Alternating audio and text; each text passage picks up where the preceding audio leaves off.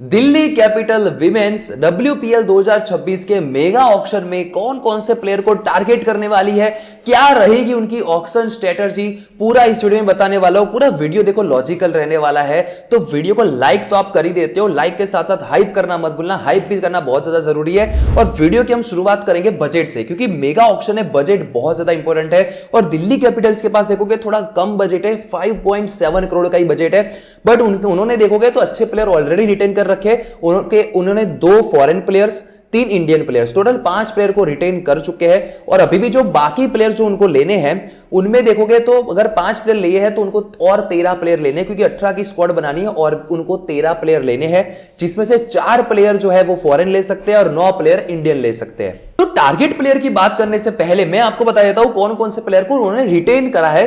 तो सबसे opening player में देखोगे शेफाली वर्मा को उन्होंने रिटेन करा है, जो थोड़ी बहुत बॉल भी कर देती है, हिटिंग भी कर लेती है। फिर 3 नंबर पे आती है जेमिमा रोड्रिगेज, 4 नंबर पे अनाबा सदरलैंड, 5 नंबर पे मरेजानी कैप और 8वें नंबर पे निकी प्रसाद।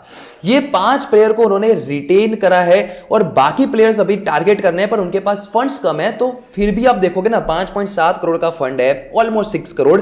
तो वो अगर 1.5 से 2 करोड़ के या फिर 1.5 करोड़ के आसपास भी अगर वो प्लेयर्स लेने जाए तो भी वो 2 बड़े प्लेयर्स को ले सकती है, 2 से 3 बड़े प्लेयर। मान कर चलो 1 करोड़ का एक ले लिया, फिर 1.5 करोड़ के 2 ले लिए, तो 4 करोड़ जितने वो बड़े प्लेयर्स पे भी पीछे स्पेंड कर सकती है अपनी प्लेइंग इलेवन बढ़िया बनाने के लिए, ठीक है। बट बहुत सारे बड़े प्लेयर्स के पीछे वो नहीं जा पाएगी, एक बात ध्यान में रखना। तो वो अपना सबसे पहला जो चूज करेगी ना, अपना ओपनर, जो देखो WPL में सबसे मेन होते हैं फॉरेन प्लेयर्स, ठीक है। तो वो उनको 2 सबसे बड़ी नीड है जो फॉरेन प्लेयर्स में जो महंगे है वो ले सकती है। एक है ओपनर और एक है जेस जोनासन का बैकअप या फिर जेस जोनासन ही, ठीक है। तो ओपनिंग में अगर आप देखोगे तो मैग लैंगिंग के पीछे वो वापस से जा सकते हैं। अभी BBL में, सॉरी माफ कीजिएगा, BBL में वो 135 रन बनाकर आ रही है, वो भी 72 या 3 गेंद में, आई थिंक 74 थी जहां तक मुझे याद आ रहा है, ठीक है। 135 रन बनाकर आ रही है। हालांकि मैग लैंगिंग की एक दिक्कत ये है कि वो ज्यादातर 100 की स्ट्राइक रेट में ही बल्लेबाजी करती है, कंसिस्टेंट तो है, एक कंसिस्टेंट है। शेफाली वर्मा सामने देखोगे तो थोड़ी हिटर है, उसका कोई अता पता नहीं होता, मतलब चल गई, नहीं चली नहीं चली। मैग लैंगिंग कैसी है, स्टेबल प्लेयर है, कंसिस्टेंट भी है, आपको हर मैच में थोड़ा बहुत कंट्रीब्यूट करके देगी, पर 100-110 के स्ट्राइक रेट पे। बहुत ही रेयर होता है कि उसकी 90-100 रन की पारी आए, बहुत रेयर होता है। मैग लैंगिंग बहुत बड़ी प्लेयर है, पर अभी एज भी हो चुकी है, समझो, बहुत वर्ल्ड क्लास प्लेयर है।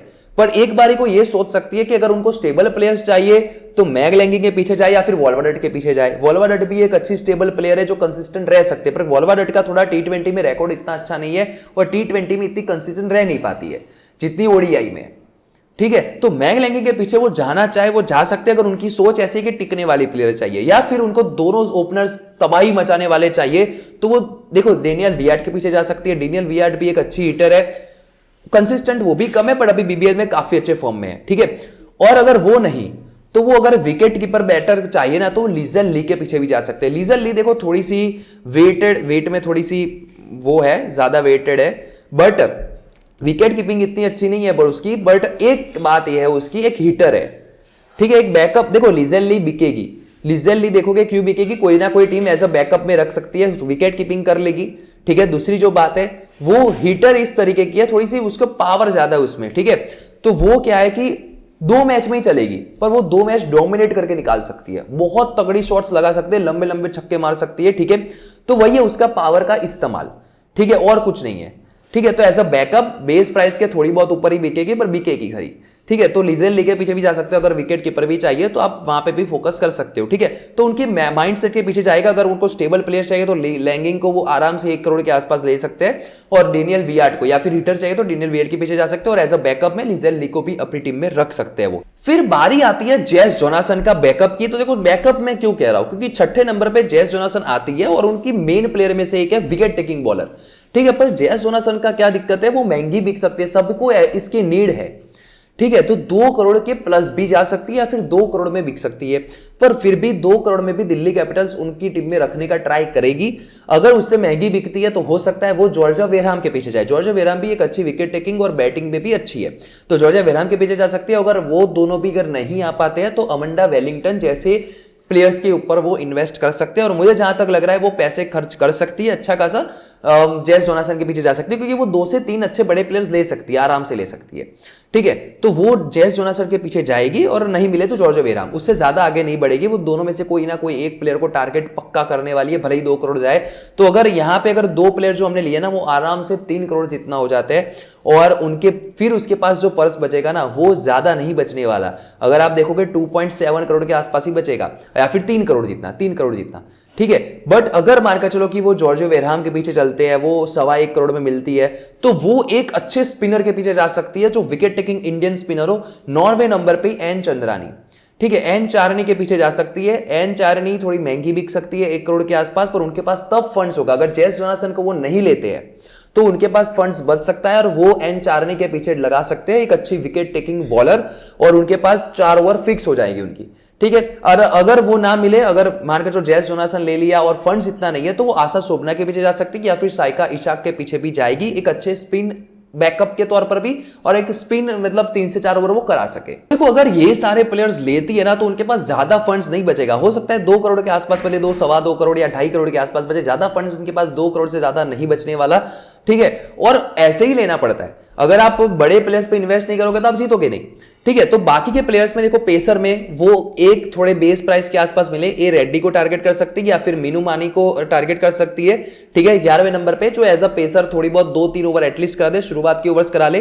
ठीक है, और उसके साथ साथ देखोगे तो 9वें नंबर पे देखो शिखा पांडे के पर वो वापस से जाना चाहेगी, क्योंकि देखो मुझे पता है मेगा ऑक्शन में सब लोग यंगस्टर के पीछे ज्यादा जाना चाहते हैं, पर ऑलरेडी यंगस्टर के पीछे काफी टीम पड़ी होगी और जिनके पास पर्स ज्यादा है। दिल्ली के पास कम पर्स है तो दिल्ली शिखा पांडे के पीछे भी जा सकती है, जो अच्छी प्लेयर है, अच्छी बैटिंग, एज ज्यादा हो चुकी है, आई थिंक 35 साल की हो चुकी है, बट अभी भी बॉल अच्छी करा लेती है। शुरुआत में मार के चलो मरेजानी कैप के साथ अभी भी 2 ओवर अच्छी डाल सकती है वो।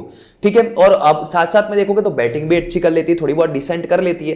ठीक है, तो या तो as a pace allrounder Indian में या शिखा पांडे के पीछे जाएगी या फिर पूजा वस्त्राकर के पीछे भी जा सकती है। ठीक है, उनका बैकअप और कोई बैकअप इंडियन प्लेयर्स में बहुत कम है। ठीक है, तो इन दोनों में से कोई एक अपनी टीम में चूज वो कर सकती है, लो बजट में आराम से मिल जाएगी। फिर बचती है 7वें नंबर पे। देखो 7वें नंबर पे अगर मान का चलो लिजेल ली को नहीं लिया या फिर एज अ बैकअप भी उनको कोई इंडियन विकेट कीपर चाहिए, तो वो देखो पहले तो ये हो सकता है वो स्नेह राणा को टारगेट करे जो 7वें 8वें नंबर पे ठीक ठाक बैटिंग कर ले। 7वें पे नहीं, वो 8वें 9वें पे ही, क्योंकि 7वें मैंने इसीलिए लिखा है स्नेह राणा को क्योंकि मुझे यहाँ पे एक विकेट कीपर भी मेंशन करना है। या तो वो स्नेह राणा के पीछे चली जाए कि थोड़ी बहुत बॉलिंग उनको बैकअप चाहिए या फिर थोड़ी बहुत बैटिंग भी कर ले और बॉलिंग भी कर ले। अगर ऐसी कोई ऑलराउंडर चाहे तो स्नेह राणा के पीछे जा सकती है अगर उन्होंने विकेट कीपर में कोई अगर बैकअप नहीं लिया तो, या फिर वो इंडियन बैकअप में विकेट कीपर में तानिया भाटिया के साथ जाएगी। तानिया भाटिया इसीलिए, यासिका भाटिया इसीलिए नहीं क्योंकि यासिका भाटिया थोड़ी प्राइस में हाई जाएगी, इनके पास फंड्स नहीं होगा। ठीक है, बाकी की टीम्स लेने उसके पीछे जाएगी। ठीक है, तो तानिया भाटिया के पीछे ये जा सकती है और उनकी टीम में रख सकती है। ठीक है, तो ये क्योंकि विकेट कीपर तो उनको चाहिए जो इंडियन बैकअप हो।